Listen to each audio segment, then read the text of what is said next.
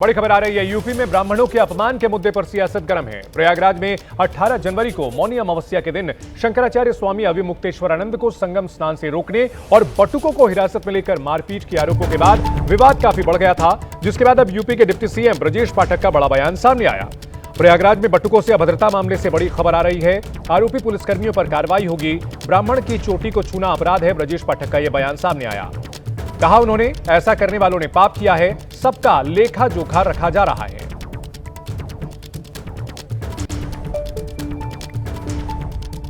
जिस तरह से प्रयागराज में घटना सामने आई, जो बटुकों की चोटी खींचने वाली घटना सामने आई, उस पर आपकी प्रतिक्रिया जानिए। देखिए, कल एक कार्यक्रम में मैंने कहा कि किसी भी बटुक का, किसी भी ब्राह्मण का शिखा को टच करना भी अपराध है और ये हिंदू संस्कृति के, मैं कह सकता हूँ, प्रतिबिंब हैं।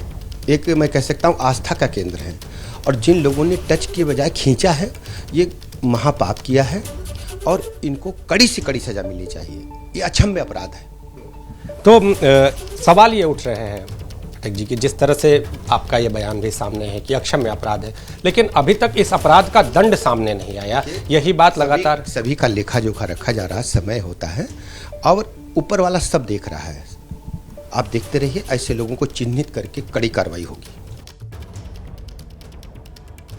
वक्त बदल रहा है और अच्छी बात यह है कि समाज में बेटियों के लिए हालात भी बदल रहे हैं। आज बेटियां बेटों से कई मायनों में आगे हैं। समाज में यह जरूरी बदलाव इसलिए हुए क्योंकि असलियत में बेटे और बेटी में कोई फर्क है ही नहीं, लेकिन अभी भी कई लोग हमारे बीच ऐसे हैं जिनकी छोटी सोच बेटियों के विकास की राह में रोड़ा बन रही है। और ऐसी ही छोटी सोच राजस्थान के बीजेपी विधायक बहादुर सिंह कोहली ने दिखाई है, जिस पर राजनीति गर्म हो गई है। बीजेपी विधायक ने अपनी सरकार के बजट को छोरा और पहले की गहलोत सरकार के बजट को छोरी बताया।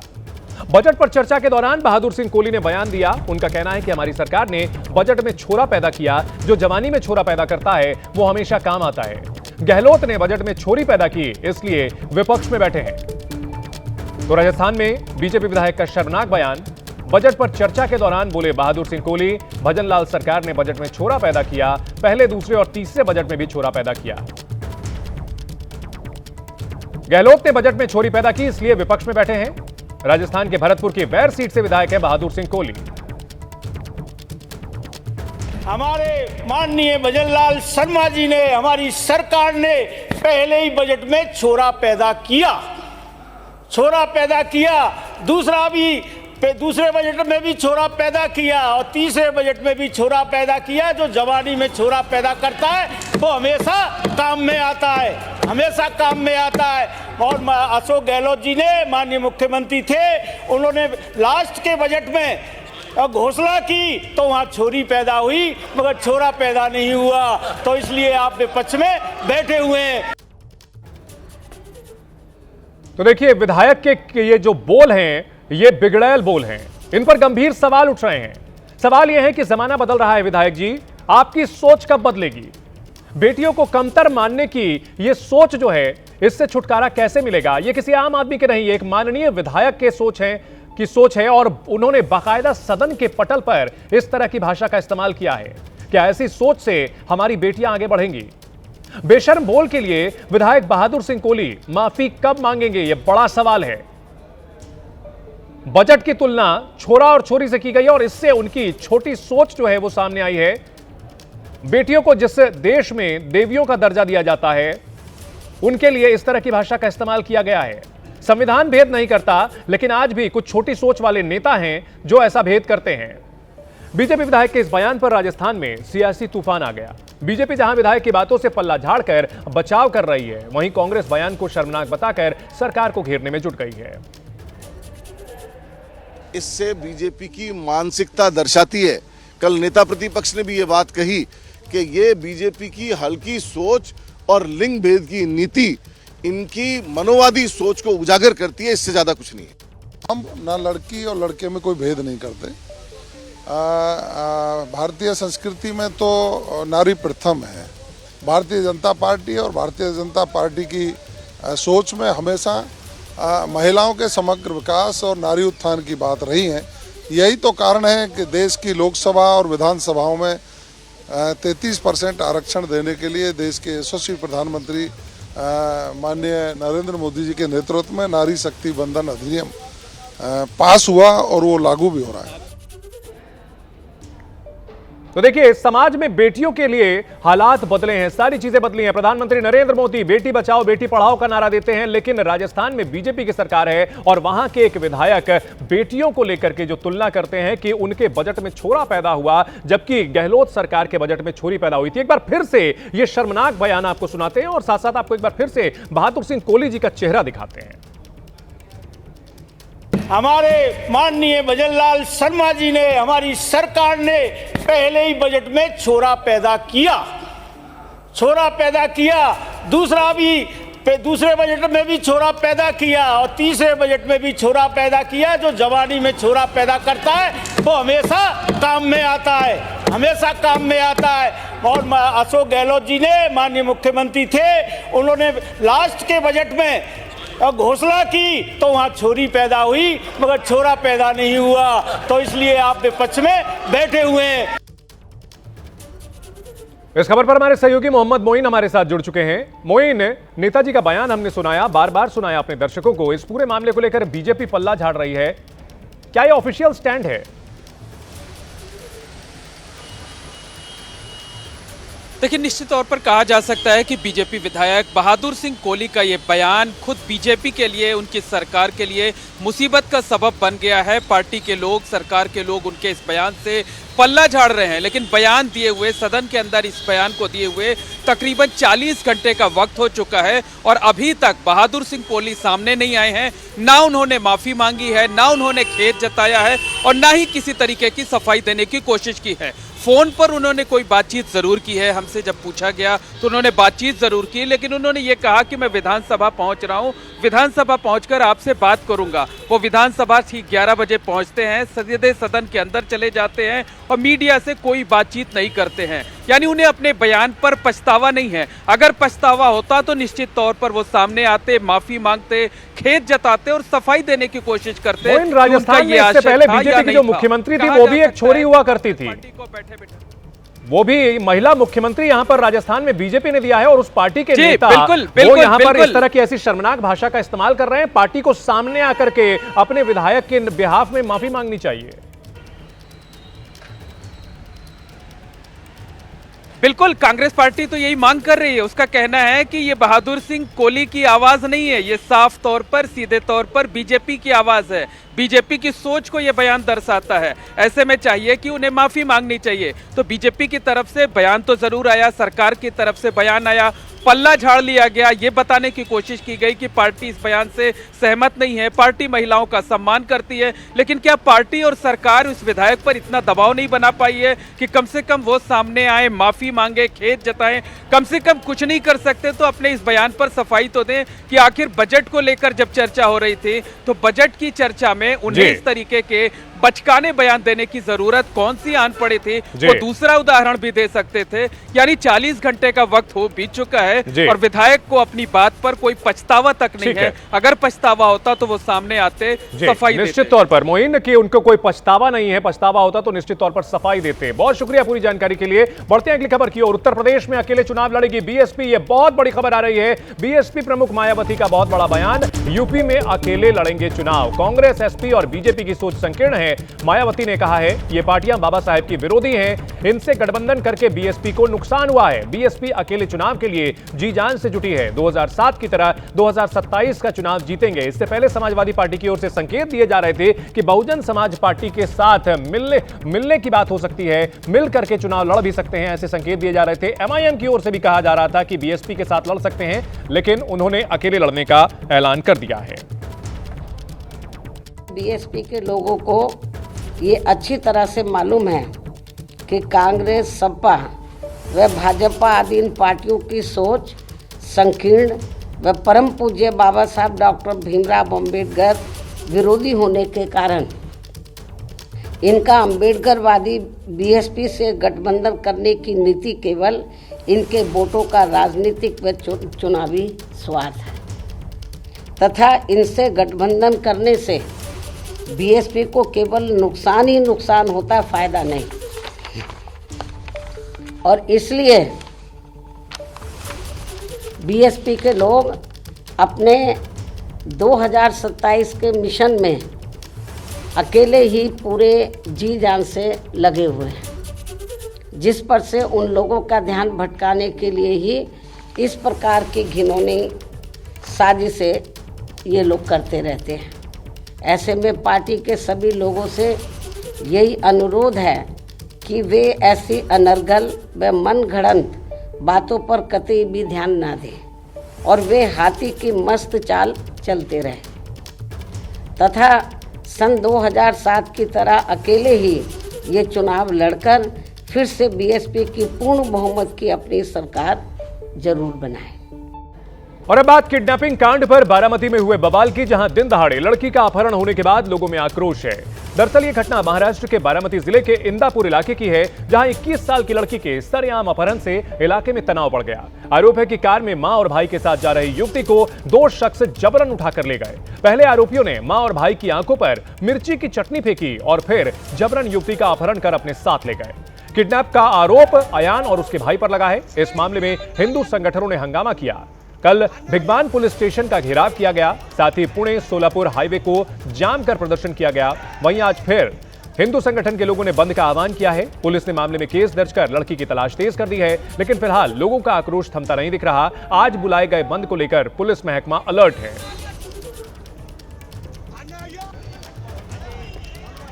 बारामती के इंदापुर में अभी क्या स्थिति है, पुलिस क्या कर रही है, केस की छानबीन में क्या पता चला है, ये बता रहे हैं हमारे संवाददाता जयदीप भगत।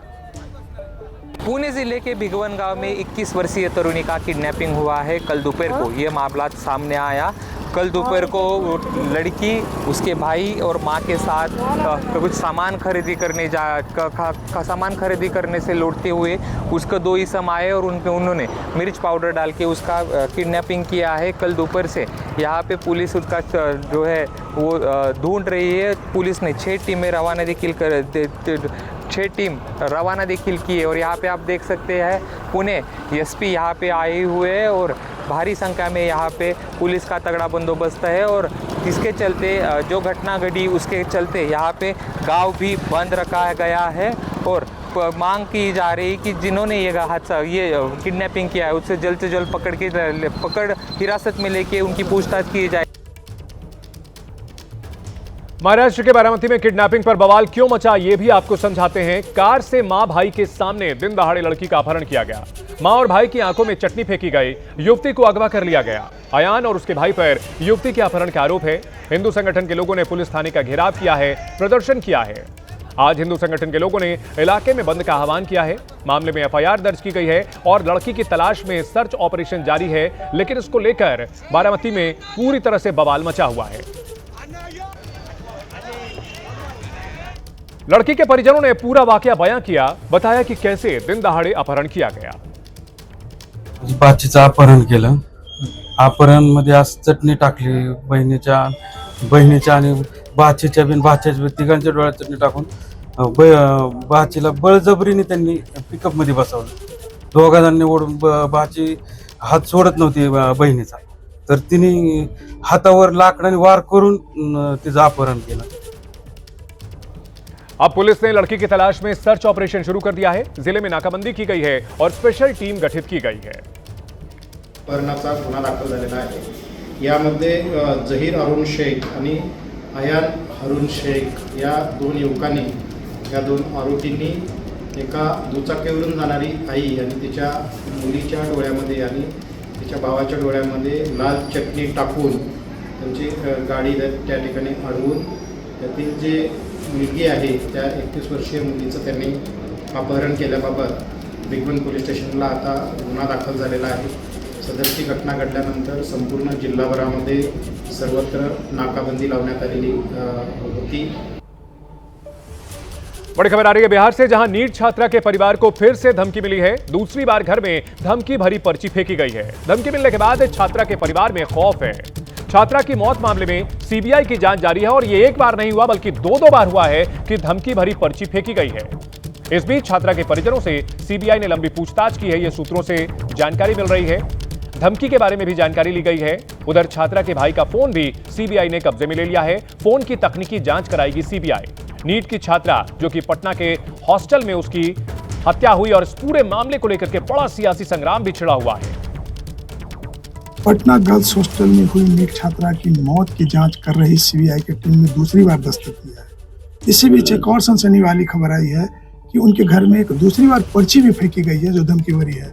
हम उनके परिजन हैं, उनके पिताजी हैं, हम उनसे जानते हैं कि सीबीआई की टीम ने क्या जांच की और पर्ची में क्या लिखा हुआ था। बताइए सर, वो पर्ची में पहले बताइए कि क्या पर्ची में लिखा गया था कि तुम्हारी बेटी चली गई इस दुनिया से, तुम्हारे बेटा को भी जान तुम लोग बनी इस तरह से। और उससे पहले वाला पर्ची और दो ई पर्ची दोनों का लिखावट लगता है कि एक ही है, मुझे देखने में ऐसा लग रहा है। तो सुरक्षा को लेकर आप लोगों ने पहले भी इसके जानकारी थाना अध्यक्ष को दी थी, तो अब फिर पर्ची मिला है तो क्या लग रहा है? सुरक्षा की जानकारी पहले भी थाना अध्यक्ष को दिया गया है लिखित, और इस बार भी टेलीफोन के माध्यम से सूचित किया गया है। तो बोले कि हम आ रहे हैं, हमको जैसे जानकारी मिली, परिजन लोग सुरक्षा के माध्यम परिजन लोग टेलीफोन के माध्यम से खबर किए थे, लेकिन अभी तो कोई आए नहीं है। सीबीआई की टीम आज दूसरी बार आई, तो दूसरी बार उसने क्या प्रक्रिया अपनाई, क्या किया? उनका जो कार्यशैली है जाँच करने की, वो अपना कार्यशैली के अनुसार अपना जाँच किए और पेपर वगैरह सील किए। मोबाइल वगैरह भी, मोबाइल कहाँ से? मोबाइल मुजफ्फरपुर में बनने के लिए दिया गया था मुजफ्फरपुर दुकान में, वहीं से मोबाइल जैसे लाए ये वाले और सील करके ले गए मोबाइल। का परिवार जो कि पहले से गम में है, उसे अब लगातार धमकियां दी जा रही है। इस मामले की जांच सीबीआई से चल रही है, लेकिन सीबीआई जांच को लेकर परिवार पहले भी नाराजगी जताता रहा है और यह भी कहता रहा है कि इसमें सबूत मिटा दिए गए और उसके बाद सीबीआई जांच शुरू की गई है। इन सब के बीच धमकी भरी पर्ची के पीछे कौन है? आखिरकार इतने अहम मामले में पर्याप्त सुरक्षा क्यों नहीं दी गई है कि धमकी भरी पर्चियां बार बार इस घर में फेंकी जा रही हैं? बेटे को भी जान से मारने की धमकी दी जा रही है। नीट मामले को लेकर के पुलिस की कार्यशैली पर गंभीर सवाल उठ रहे हैं। पहले इसे यह दावा किया गया था कि लड़की के साथ कोई दुष्कर्म नहीं हुआ था, लेकिन फिर दुष्कर्म की जानकारी मिली और इस मामले में सीबीआई को जांच सौंपी गई, क्योंकि पटना पुलिस की कार्रवाई पर गंभीर सवाल उठे थे। सीबीआई जांच कर रही है, लेकिन जांच के दौरान एक के बाद एक 2 बार धमकी भरी चिट्ठियां मिल चुकी है, धमकी भरी पर्ची भेजी जा चुकी है। और ऐसे में सवाल यह उठ रहा है, आखिर किसकी साजिश है? कौन वो रसूखदार लोग हैं जो परिवार को भी धमकाने की कोशिश कर रहे हैं? नीट छात्रा के परिवार को फिर से धमकी दी गई है। पुलिस मामले की पड़ताल कर रही है और इन सबके बीच सीबीआई मामले की तफ्तीश में जुट चुकी है। पटना के एक हॉस्टल में नीट की तैयारी कर रही छात्रा का शव मिला था। उसे घायल हालत, बुरी स्थिति में अस्पताल ले जाया गया, जहां उसकी मौत हो गई थी और गंभीर सवाल उठे थे इस पूरी जांच को लेकर के। पटना पुलिस के दावे झूठे साबित हुए थे और अब धमकियां दी जा रही हैं।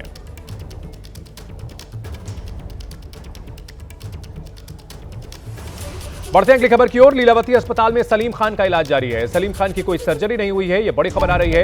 लीलावती अस्पताल की ओर से यह कहा गया कि सलीम खान को अभी वेंटिलेटर पर रखा गया है। सलीम खान जो कि जाने माने फिल्म लेखक हैं और साथ ही साथ मशहूर बॉलीवुड एक्टर सलमान खान के पिता हैं, उन्हें कल अस्पताल में भर्ती कराया गया था। शुरुआत में जानकारी मिली थी कि वे उम्र संबंधी समस्याओं से जूझ रहे हैं और इस वजह से उन्हें लीलावती अस्पताल में रखा गया है। अभी तक जो जानकारी मिली है उसके मुताबिक उन्हें वेंटिलेटर पर रखा गया है। सलीम खान मशहूर सलीम जावेद की जो जोड़ी थी, जिसने दर्जनों हिट फिल्में दी हैं, सुपरहिट फिल्में देने वाले सलीम खान फिलहाल अभी अस्पताल में भर्ती हैं। सुपरस्टार सलमान खान खुद भी पहुंचे थे। इस बड़ी खबर पर हमारी सहयोगी नम्रता हमारे साथ जुड़ चुके हैं। नम्रता, क्या जानकारी मिल रही है सलीम खान की सेहत से जुड़ी हुई अभी? देखिए चंदन, लेखक सलीम खान बांद्रा की लीलावती अस्पताल में भर्ती हैं। डॉक्टरों से जो हमने बात की उनके मुताबिक उनकी किसी तरह की कोई सर्जरी नहीं हुई है। हालांकि उनको वेंटिलेटर पर रखा गया, इस बात की पुष्टि जो है वो डॉक्टरों की तरफ से की गई। यानी कि चिंता की उतनी बात नहीं है। परिवार लगातार उनके साथ मौजूद है और परिवार के तमाम सदस्य लगातार उनसे मिलने पहुंच रहे हैं। हमने देखा इंडस्ट्री से जुड़े तमाम लोग, चाहे डेविड धवन हो, कल हमने संजय दत्त को देखा, वो लोग यहाँ पर पहुंच रहे हैं। यानी कि उनकी स्थिति जो है शायद उसमें सुधार आ रहा है, इसलिए ये संभावना देखने मिली। लेकिन डॉक्टर्स की तरफ से कहा गया है कि कुछ देर बाद मेडिकल बुलेटिन जारी किया जाएगा, आधिकारिक तौर पर जानकारी दी जाएगी कि क्या कुछ उनकी स्थिति थी और क्या कुछ इलाज किया गया है। लेकिन जो अभी हमारे पास एक ताजा जानकारी है उसके मुताबिक किसी तरह की कोई सर्जरी सलीम खान पर नहीं की गई है। हालांकि वो वेंटिलेटर पर जरूर है। अस्पताल के पहले फ्लोर पर आईसीयू है, वहां पर उनको रखा गया है। परिवार के सदस्य लगातार डॉक्टर्स के संपर्क में है और डॉक्टरों की निगरानी में उनको रखा गया, उनकी स्थिति स्टेबल है। यानी कि फिलहाल जिस तरह डॉक्टरों का जवाब आया है उतनी चिंता की बात नहीं लग रही है, लेकिन हर कोई उनको इतना पसंद करता है, उनके काम को इतना पसंद करता है, तो दुआएं कर रहा है और उनके लिए चाहता है कि जल्द से जल्द वो स्वस्थ होकर घर पर लौट आए, क्योंकि उनके काम को लोगों ने पसंद किया है। उनके साथ काम करने वाले जो हैं वो लगातार उनके अच्छे स्वास्थ्य की कामना कर रहे हैं। तो फिलहाल जो ताजा जानकारी है उसके मुताबिक सलीम खान लीलावती अस्पताल में भर्ती है और उनका इलाज जो है वो डॉक्टरों की निगरानी में जारी है, लेकिन किसी तरह की कोई सर्जरी की अपडेट जो है वो डॉक्टर ने नहीं दिया है। हालांकि उनको वेंटिलेटर पर जरूर रखा गया है। चंदन, बिल्कुल, तो सलीम खान की कोई सर्जरी नहीं हुई है, हालांकि उनको वेंटिलेटर पर रखा गया है और ऐसे में डॉक्टर्स की तरफ से लगातार अपडेट्स आ रही हैं और ये बताया गया है कि कोई सर्जरी नहीं की गई है सलीम खान की। जाने माने फिल्म लेखक सलीम खान, मशहूर जोड़ी सलीम जावेद की, सलीम खान और जावेद अख्तर, जिन्होंने मिलकर दर्जनों सुपरहिट फिल्में दी हैं और सलमान खान के पिता हैं। सलीम खान फिलहाल अस्पताल में भर्ती हैं, उनकी कोई सर्जरी नहीं हुई है, ये जानकारी मिली है। बड़ी खबर आपको हम बता दें, सलीम खान का मेडिकल बुलेटिन जारी कर दिया गया है। बड़ी खबर इस वक्त हम आपको बता रहे हैं, सलीम खान इस वक्त अस्पताल में भर्ती है, लीलावती अस्पताल में उनका लगातार इलाज जारी है और अब अस्पताल की तरफ से मेडिकल बुलेटिन जारी कर दिया गया है। हालांकि इसके पहले डॉक्टर्स की तरफ से यह कहा गया था कि उनकी स्थिति गंभीर है लेकिन स्थिर बनी हुई है। It was not that he was critical as you all have said on various channels.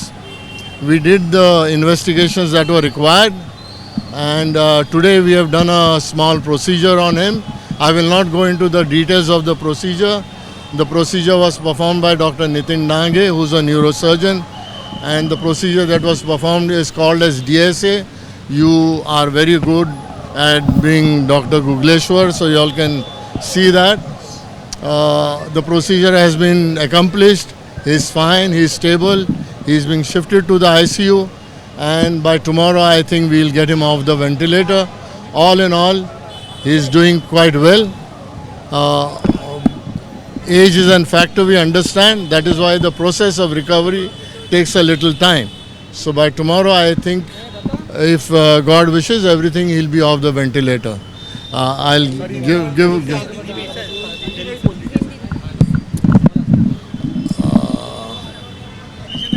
कल सवेरे तकरीबन 8:30 बजे डॉक्टर संजीव चोपड़ा जो उनके फैमिली फिजिशियन हैं, उन्होंने सलीम खान को लीलावती में ले आए। हमको उनका जो भी उपचार करना था वो पहले हमने इमरजेंसी में किया। उनका ब्लड प्रेशर काफ़ी हाई था, उसके लिए हमने कुछ दवाइयाँ दे दी। उसके बाद हमने देखा कि उनको इंटेंसिव केयर में ऑब्जर्वेशन की ज़रूरत है, तो हमने उन्हें आईसीयू में शिफ्ट किया। हमें उनको वेंटिलेटर पे डालना पड़ा क्योंकि हम नहीं चाहते थे कि उनकी तबीयत और ख़राब हो और हमें कुछ इन्वेस्टिगेशंस करने थे। वो हमने वेंटिलेटर पे डालने के बाद हमने वो इन्वेस्टिगेशंस किए, जैसे MRI है, CT स्कैन है, ब्लड टेस्ट वगैरह जो हैं वो। आज सवेरे हमने उनके ऊपर एक प्रोसीजर किया है विच वॉज जो डॉक्टर नितिन डांगे न्यूरोसर्जन है उन्होंने किया है, जिसका नाम है DSA। उसके डिटेल्स में मैं नहीं जाऊंगा क्योंकि वो पेशेंट की कॉन्फिडेंशियलिटी होती है। फैमिली ने जो कुछ कहा है हमसे कहने के लिए हम उतना कह रहे हैं। अब उनको वापस आईसीयू में हम शिफ्ट किए। प्रोसीजर वाज सक्सेसफुल और हो सकता है कुछ देर में या कल सवेरे तक हम उनको वेंटिलेटर से हटाएंगे। डॉक्टर नितिन डांगे ने प्रोसीजर किया। दूसरे डॉक्टर्स जो इन्वॉल्व थे उनका नाम है डॉक्टर अजीत मेनन जो कार्डियोलॉजिस्ट हैं, डॉक्टर विनय चौहान न्यूरोलॉजिस्ट हैं, डॉक्टर कीर्ति उपाध्याय जो नेफ्रोलॉजिस्ट हैं, मेरे कलीग जो हैं डॉक्टर विनीत अहलूवालिया। हम सब ने मिलके जो कुछ भी उनके लिए अच्छा करना था वो हम कर पाए हैं। और medical director doctor colonel Verma हैं, वो आपको बाकी के डिटेल्स बताएंगे। इतनी सी बुलेटिन हमको देनी। रोजाना सलीम साहब वॉक पर जाते थे, करते थे, तो कल सुबह आप कह रहे 8:30 बजे लेकर आए, तो क्या वजह रही होंगी कि उनकी स्थिति का फिट नजर आते थे साहब? जब वो आए थे फुली कॉन्शियस थे और फिट नज़र आ रहे थे। बाकी के डिटेल्स हम नहीं आपको बताएंगे। संभावनाएं है सर? कल नहीं। And sir old age issues भी जैसे आमतौर पर किसी भी इंसान में होता है, उनकी उम्र करीब 90 के आसपास, क्या एक वजह वो भी है? वो आपसे ज़्यादा मजबूत है। जी उनको थोड़ा सा हेमरेज हुआ था जो हमने टैकल कर दिया है, कोई सर्जरी की ज़रूरत नहीं है। Thank you. Yes. So, good afternoon, everyone. You have heard him about the medical. Yeah.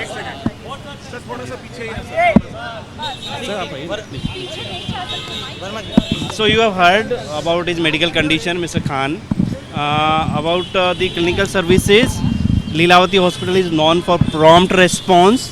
He was brought to the casualty yesterday around 8:30, 9 o'clock, and all the team, including the senior consultants, they rushed to the spot, and we tried to manage everything in a very recorded time. All the investigations were promptly done, and he was taken up to the ICU for. तो doctors के द्वारा ये कहा गया है कि उनकी स्थिति अब स्थिर है और कल उन्हें वेंटिलेटर से शिफ्ट भी कर दिया जाएगा। जो भी अपडेट होगा एबीपी न्यूज आगे आप तक पहुंचाता रहेगा।